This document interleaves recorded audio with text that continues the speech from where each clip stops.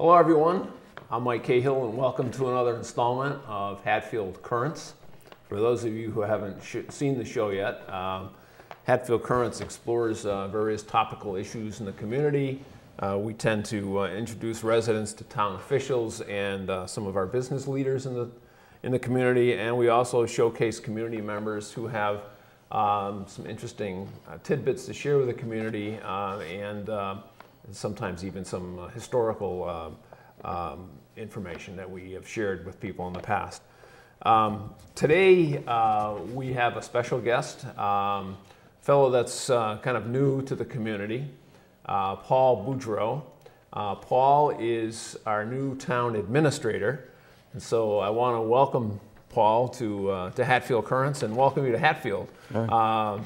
So you've been here now, I'm trying to think, since sometime we're closing in on 3 months. 3 months? Yeah. 3 months. Yeah, at the end of the month. All right. So Paul succeeded Jeff Ritter, who was our previous town administrator. So Paul's been on board for about 3 months and I guess got fully indoctrinated in a sense because you actually were able to participate in the annual and help prepare for the annual town meeting. I was slightly involved. I was just coming on, but I did attend the meeting. Yeah. So yeah, a lot of people got to see me there. They had hired an interim administrator to kind of help the board through the town meeting process. Okay. So. All right. Good. But you at least saw the community. Yes. The community interacting with yes. with the finance committee and the selectmen and right. at town meeting, which is certainly a helpful a point of indoctrination for absolutely. A town administrator. Absolutely. So Paul, let's tell the community a little bit about Paul Boudreau. You know, where you're from and your background and experience and how you ended up here in Hatfield. But. Okay, Mike. Yeah, well, I lived most of my life in Berkshire County. I grew up in Pittsfield, okay. And attended public schools in Pittsfield. I did my undergraduate and graduate work at UMass Amherst, so I'm no stranger to the Pioneer Valley. And from there, I got my degree from the Department of Landscape Architecture and Regional Planning. Oh, okay. And for a number of years, I worked for the Berkshire Regional Planning Commission in Pittsfield, which is a sister agency to the Pioneer Valley Planning Commission. Yeah. Did that for a number of years. And then went on to work for a Council of Governments in Connecticut, the Northwestern Connecticut Council of Governments, okay. as the executive director there, working once again mostly with very small rural communities. And then after that, the position for the Lanesboro town administrator opened up. Okay. So I decided that I'd like to try my hand at that type of work. Yeah. So I applied and they hired me. And so for the past 13 years, I was the town administrator in Lanesboro. 13 years? 13 years, that's correct. Yeah. And Lanesboro is that's where you're from, right? And that's where I live as well, okay. Yes. And Lanesboro is about the same size as Hatfield, about 3,500 people. Okay. And there's a lot of similarities. It's a rural community, but to our south we have a much larger community. Yes, I know. Right. So the hub of the Berkshires. Yeah, the hub of the Berkshires. So yeah, there's a lot of similarities.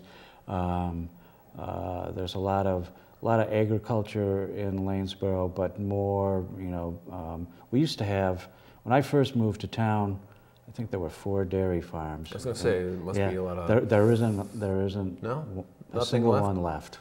Well, we've got a few left in Hatfield. I know you do. Make you feel at home a little bit. Yeah.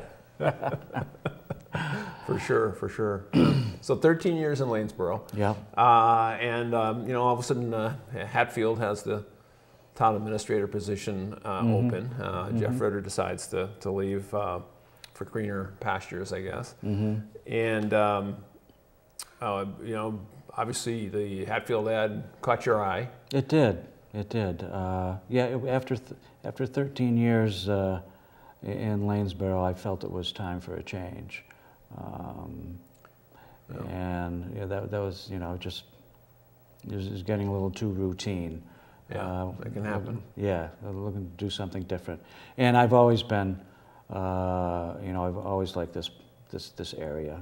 As I said, I went to school here. And never spent that much time in Hatfield. I mean, one thing I really like about this town, it's kind of in the middle of everything, but not in the middle. But not in the middle of everything. To go through Hatfield, you have to want to go there. So it's kind of in the middle of everything, but somewhat isolated. And it's got a lot of charm that way. Yeah, I think that's for those of us, a lot of us who live here, we feel the same way. Yeah. That, you know, we've got the Connecticut River that kind of separates us from Hadley and Amherst and all the hustle and bustle of the quote the education facilities and the Route 9. environment. Yeah, and Route 9.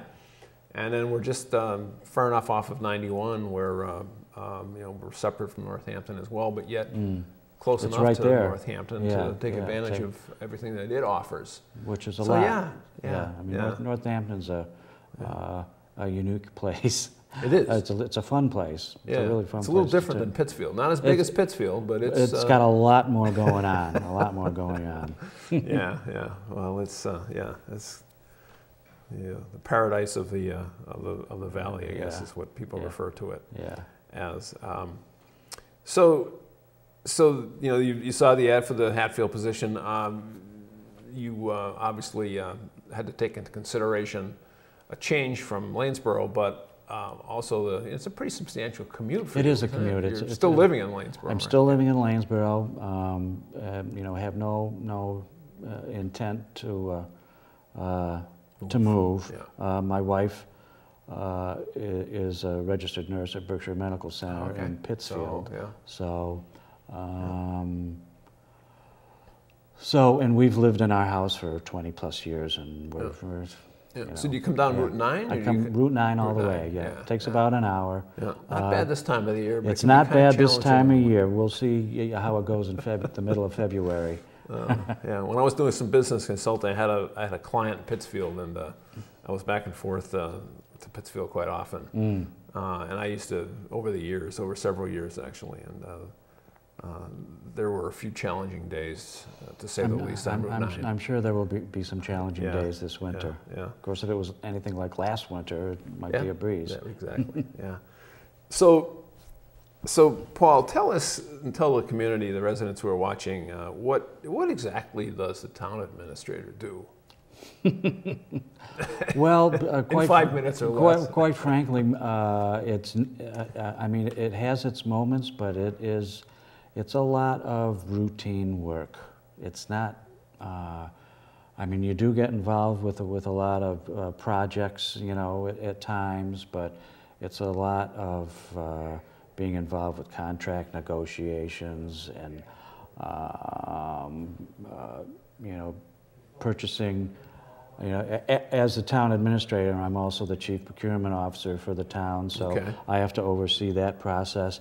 And there's a whole set of rules and guidelines, you know, by the state. Right. It's mostly about following rules and guidelines. I used to tell people when I worked in Lanesboro, you know, who would ask me, you know, well, what do you do? And I said, in a nutshell, I try to keep the town out of trouble. With the state or whoever. But there is a lot of perspective. You know, that things have come to that kind of position is actually focused on doing a lot of that. Doing a lot of that. You know, how about grant writing? You do? I have done a lot of that. I brought in a couple $1 million or more in various grants when I worked for the town of Lanesboro. But that falls under the auspices of the town administrator. So I'm sure I'll get involved with that at some point, though at this point, I'm still getting my sea legs, so to speak, here in Hatfield. Yeah, I'll bet. But we do, so there's a lot of routine work, a lot of interaction with the community, a lot of interaction with other department heads, a lot of coordination of activities. Right. But right now, there's a lot of projects in the hopper.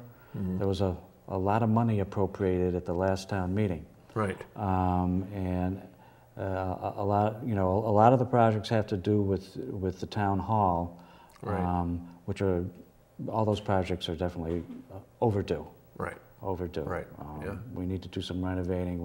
We need to make it compliant with the American with Disabilities Act, the infrastructure within the building itself. It's marginal at best. Yeah, marginal at best.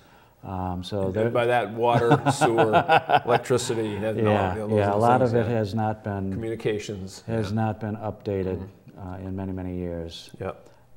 So I'm very involved with that. I see for the next few months or so that taking up quite a bit of my time. Yeah. Maybe in a few minutes we can talk more about the town hall renovation a little bit, because that obviously is a substantial project on your plate. So who do you report to? I report to the Board of Selectmen. Okay, all right. And who reports to you? Do you have any direct reports? The town secretaries report directly to me. Okay. So in my previous position, we had Hatfield currently, a lot of the positions in town hall they're elected, so correct. They report to the residents. To the residents. Yes, right. to the voters. Yes. We went through a process in Lanesboro where we really felt the need to professionalize the offices. So it took a number of years, but we got all the positions in the town hall, 2 appointed positions. We had very small pool of people to pull from. Right. In Lanesboro, and one of the other differences that I can see between Hatfield and Lanesboro is I see a lot more community involvement in Hatfield, a lot more people willing to put time in than I saw with my previous position. So we really had, we had no choice but to make those positions appointed. Yeah. So in that case, all those people reported to me. Okay. Right. We don't have that situation in Hatfield now. Right. So how about the DPW director? Does he report to you, or you mentioned the secretaries? No, we're kind of... Okay, so the DPW director is reporting to the Board of Selectmen as well. Correct. Okay. But he and I, we're colleagues. Right. We work together. Okay. Yeah. Right. So highway, water, sewer, all of those functions, and the transfer station are reporting to the DPW director. Who's Phil Genovese. Phil Genovese, right. Yes. Okay. Yeah. All right. Yeah. All right. So you've got the town secretaries as a direct report, and how about a budget? Do you guys have does the town administrator prepare a budget, or is? Yes. Yeah, yes. Okay. Now, obviously, I wasn't involved with it this past year, but it is. Will be, one of my prime responsibilities, and during budget season, as it's referred to, which typically starts in January or so. Right. Yeah. If not before. If not before. Yeah. So there's a lot of coordination that needs to go on with that. Working with the selectmen, the finance committee, the accountant, and all the offices in the town hall. Just about, anyways. They probably all are involved in the budget process. Yeah. I forgot about Mike Lyons, the town accountant. Who does he report to? Does he report to? Well, actually, he does report to me because he's an appointed. I forgot about. Yeah, he's Mike. He's an appointed position. Yeah. I was wondering whether it was you or whether it was the town treasurer. And actually, the assessor's clerk reports to me as well. The clerk does. Yeah, okay. That's another appointed position. Yeah. Okay. And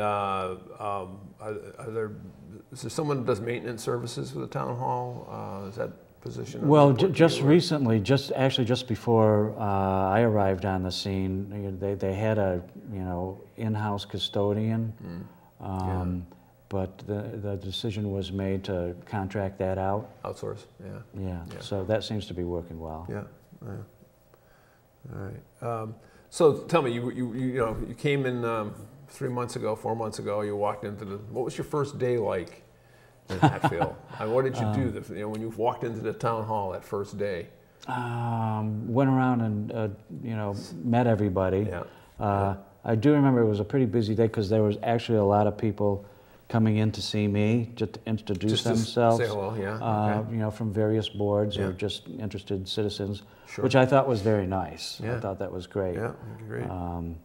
So there was a lot of that going around and talking with folks, and I remember the first week spending quite a bit of time just cleaning up the office. Yeah, yeah, sure. There hadn't been anybody... And personalizing it. And personalizing it. Yeah, there had not been anyone in there for 3 months or so. Right.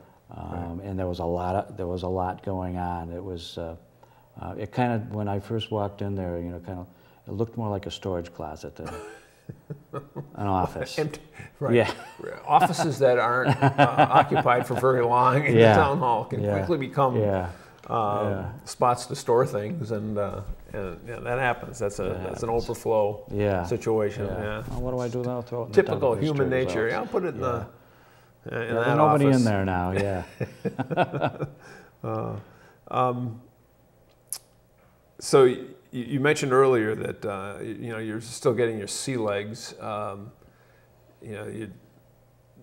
suppose you probably won't feel completely comfortable until you've been through a year on the job, because you've cycled through the whole 12 months of being a town administrator. Yeah, I'd say that's probably right, Mike. Yeah.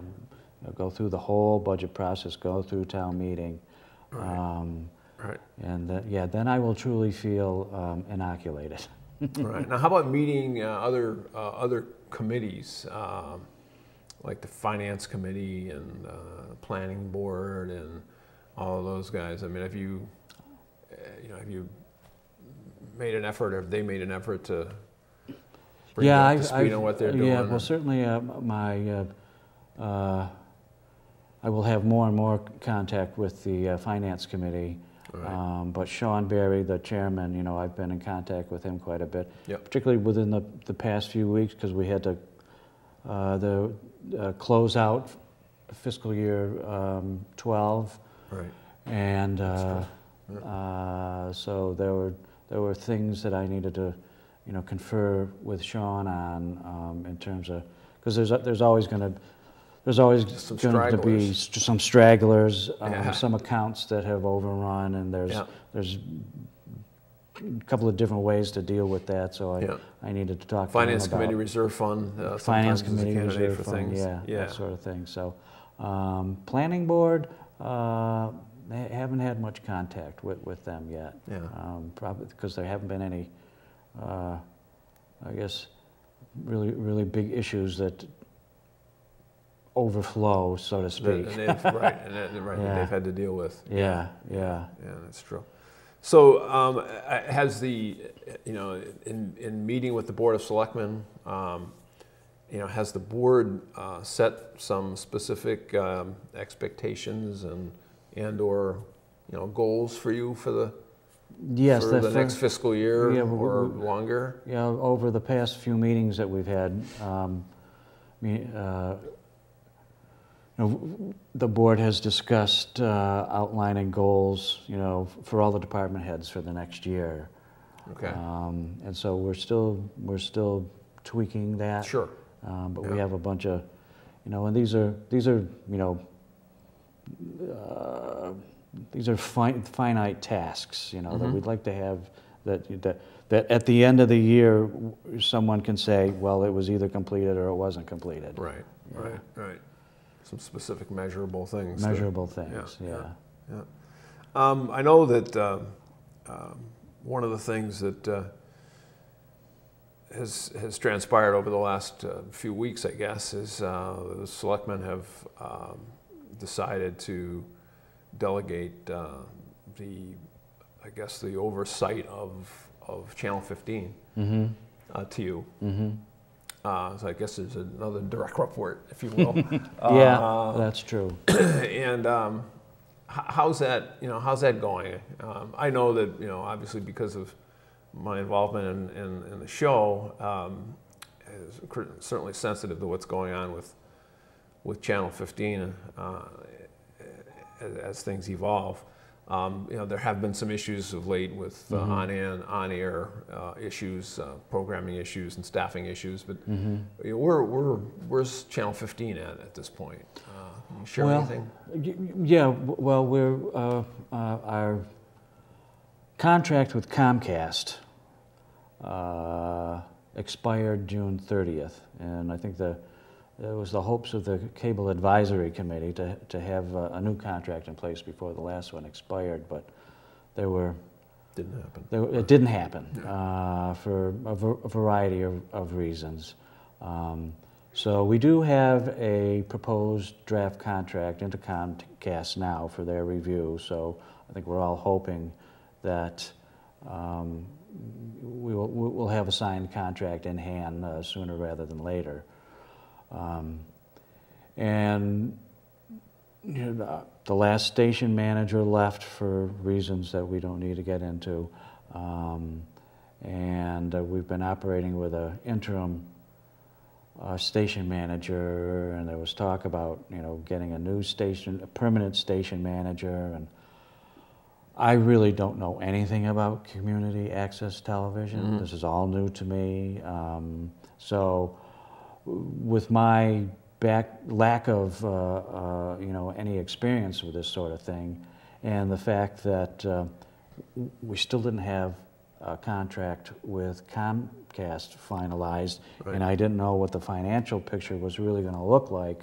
I made the decision that we're going to continue on with an interim station manager until such time as we have a contract signed, and I feel that I have a better handle on the direction that the station should go in. And I'm relying a lot on the Cable Advisory Committee to help me with that.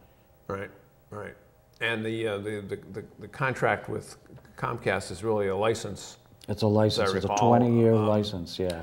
And as part of that license, the community and Comcast agree that there's a certain amount of revenue that Comcast actually pays the community for that license. Right. And until that's resolved, the community really doesn't know, and you don't know how much income is coming in. Correct. And unless you know how much income you're making, it's pretty hard to plan your expense base. That's right. And so, it would be great to know that sooner rather than later. That's for sure. So that the all of the interim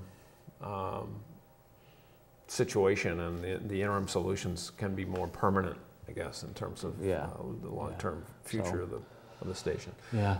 Let's switch to town hall renovations. Obviously, there's a substantial amount of money that was voted to upgrade the town hall at the annual town meeting. I'm trying to remember. I think it was like $250,000 or something like that. Plus some other funds from.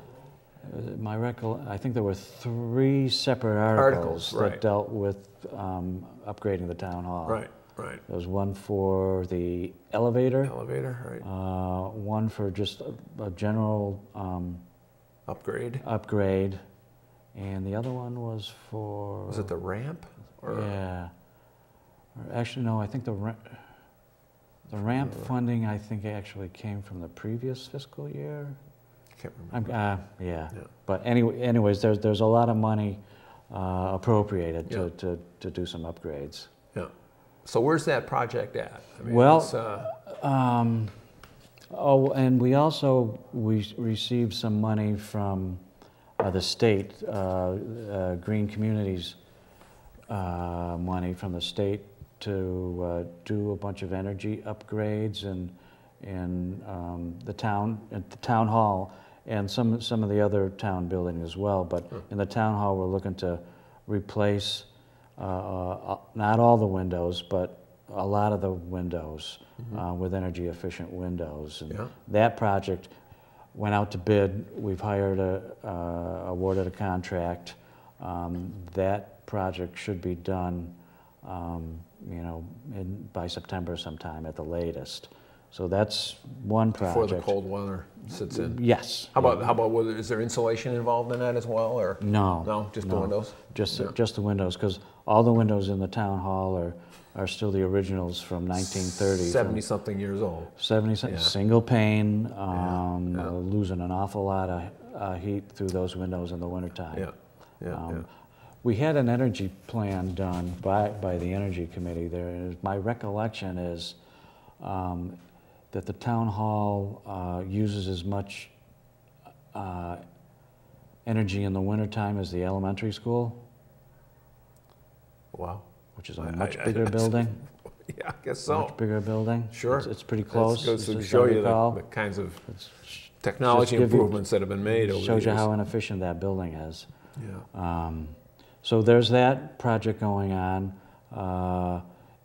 One of the big ticket items was putting an elevator in, to be able to access all 3 floors, make it ADA compliant. That project is in the design process. Okay.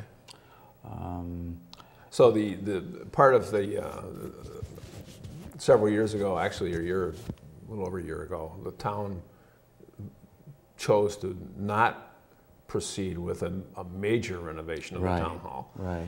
And there were engineering drawings done and designs done at that point for that renovation, and that did include an elevator as part of that. Right. So is that portion, that elevator portion of that original design, is that something that can be excerpted from that original plan, or is this something that's completely no, we've new had positioning? And it's new position. We've had that's all had to be rethought and redesigned. Because if you recall, with the $5 million project that was shot down, there was going to be an extension of the building out into where the current parking lot is now. Right. So, and so the whole building was going to be, you know, oriented towards the parking lot. So people would be coming in that way, and the offices would be oriented that way. Correct. And there would be, you know, handicap accessible bathrooms in that new section. Right. And that's also where the elevator would have been. That's right. So we've had an engineer come in to go throughout the building and find another suitable location for it. So there used to be. We're going to have to take a piece of the secretary's office. Okay. But there was there's a shaft where a dumbwaiter was many years ago, which has been pretty much sealed up now, but that shaft is still there. It'll have to be expanded to make room for the elevator, but that's where it's going to go. It's, if you come in. So it sounds like it'll be more like on the south side of the building. It'll be on the south side. Yeah. Right at the corner where the side door is, where you go down the stairs. And we're going to have to take out a piece of the current police department office in order which is down below in the basement. Right. Correct. But since we'll be moving the police department into the old gymnasium, the town garage. Oh, the garage. That's right. The town garage. Right. That shouldn't affect that, but we're going to need to move the police department over to the town garage before we can put the elevator in. I think. Right. It looks that way to me. Okay. So there's a lot of there's a lot of juggling going on. Yeah. You need a critical path software in order to put all these elements together, and what has to be done before what other. That's right. What other activity? So how about that brings up the other issue, the renovation of the town barn, which is now a new barn, reconstructed or completely rebuilt after it collapsed, and we were able to get some insurance money, yeah, and yeah. so that is a new structure. But town meeting decided that the recommendation of the town administration to renovate that and put the police department in there and fire department in there, a meeting room, as I remember, and ambulance. So how's that going? That is pretty much, the design is pretty much complete on that, and that project should be going out to bid fairly soon. Okay. Fairly soon. So that yeah, I'm not sure if the design's 100% done, but it's almost there. Right. Okay.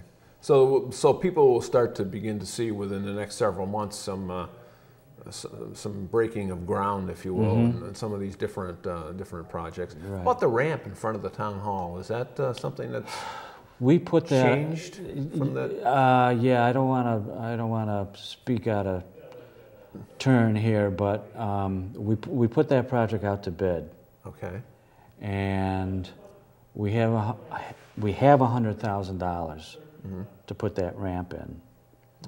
The lowest bid came in at $189,000. Whoa. I mean, it was not even close. Wow. That was just the base bid. There were 2 alternates as well to do some landscaping out front, so that you, try to kind of hide cosmetically. Deal with that ramp. There was quite a bit of landscaping done, and there was also another alternate to put in, or to replace the granite steps out there. Oh yes, which I mean they've really been in disrepair for a while. So when you throw the alternates on top of the base bid, we were looking at well over $200,000 to replace that ramp. Now my understanding is one of the reasons why that project is so expensive is that there's a lot of utilities that need to be moved. So they all come right, as I recall, right there. Utilities are right there to the right of the ramp. So there has been some discussion about putting a ramp on one of the side doors. We have to see where that goes as an option. And a lot of what's driving that is the fact that the bids came in so significantly higher than no matter what we do out front, it's going to be very expensive. Yeah, it's going to be very expensive. Yeah. So we're looking at some other options at this point. Yeah. Well, that makes sense. Yeah. Dollars and cents drive making sense. So that's,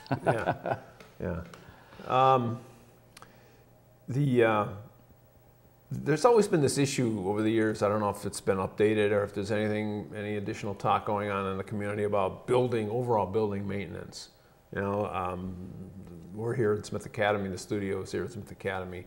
I know the schools have had the issue of overall ongoing building maintenance, and then there was all of the other town departments and their buildings, and they have to be maintained.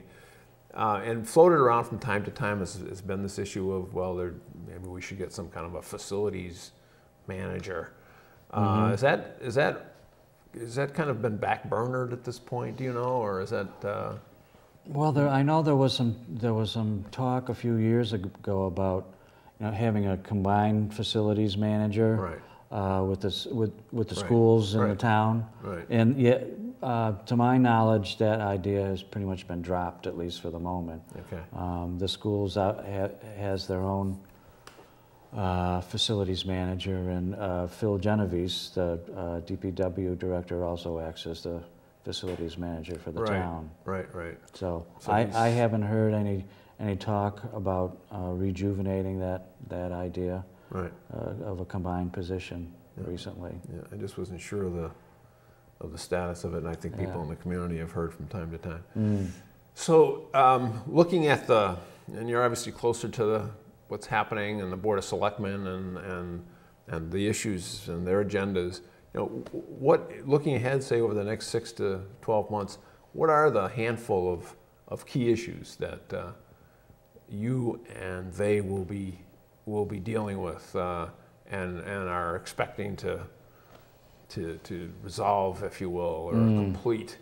We've talked about some, obviously, yeah, the well, I facilities think issues, a lot of these building projects are going to be a big part of it. yeah, Yeah, there's so many projects out there. You know, they won't get completed this year, and right. it's going to take several years to complete some them. of these things. Right. Yeah. And looking forward, certainly, I foresee, you know, many issues coming up for the next budget. Yeah. I think. Yeah. I think Hatfield seems to be in a pretty good financial position, at least at the moment, which is a good thing. Right. And I haven't really had time to delve into that yet. You know, Right. I haven't had time to start looking ahead. Yeah. Yeah. You're still start looking into the crystal ball and still cleaning your office up, yes. probably. Yeah. So yeah. certainly that's going to take up a lot of time. Yeah. Yeah. But yeah, I see the whole town hall renovations soaking up quite a bit of time. Because the other thing that we need to do that we actually haven't talked about yet is kind of what do we do with the current layout? How do we bring it up? Because we're going to have to put in a couple of bathrooms on that floor where there is currently none. Right. Right. With yeah. the treasurer clerk retiring, the chances are very good that will probably split into two positions. Yeah. So Logical. we're going to have two people doing the job of currently what one person does. At least you're so going to need space for two people. We're anyway. going to have right. to get very creative right. in developing some space to accommodate all of this. Right. Right. Right. And you're working with an architect doing that? Not yet. We've been working on, you know, we've been doing some brainstorming at this point. Another issue is that the tax collector's office is way too small. It's a tiny office. It's a very tiny office. And another issue is the fact that the town accountant's office also serves as the room where all the computer servers are. Oh, okay. And that's not working. We need to find it. It's an awful working environment in there, in my opinion. There's also been some talk about having a second Channel 15 HCTV studio in the town hall. There has been talk. Facilitate coverage. There has been talk about that. But yeah, it's part of that. In my opinion, and I don't see where we can fit it in. Yeah. Yeah. I don't think there's room for it. Right. I don't see there's room for it. Yeah. But we'll see. Yeah. Right. Not with all these other needs. Right. Creative architect for sure, and business office designer.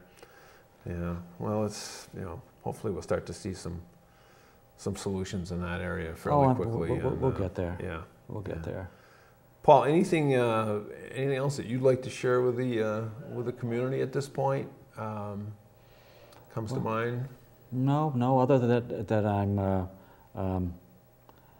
I'm really enjoying my time here. I really like this community a lot. I've met a lot of great people here, a lot of friendly people. As I said earlier, I see a lot of community involvement here, and I think that's a great thing. There was one. A couple of times now, I've stayed over in town, and I've been told about the. You slept in the town hall? The Dyke Road walk.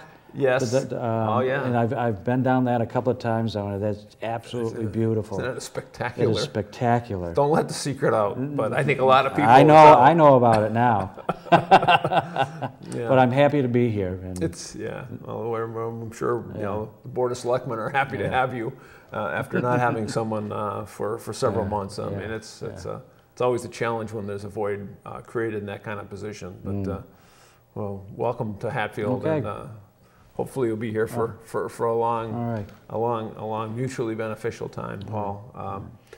Well, that's about all the time we've got for today's edition of Hatfield Currents. We want to again thank Paul Boudreau, our new town administrator, for joining us. And for those of you who are watching, we hope that you now know a little bit more about him, both personally and professionally, and what the town administrator does and what's on his plate anyway, as far as the next 6 to 12 months are concerned.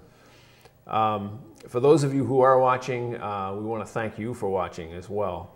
And if you've happen to have any ideas for topics for Hatfield Currents, feel free to contact me or any member of the production team or the Cable Advisory Committee, or Paul for that matter.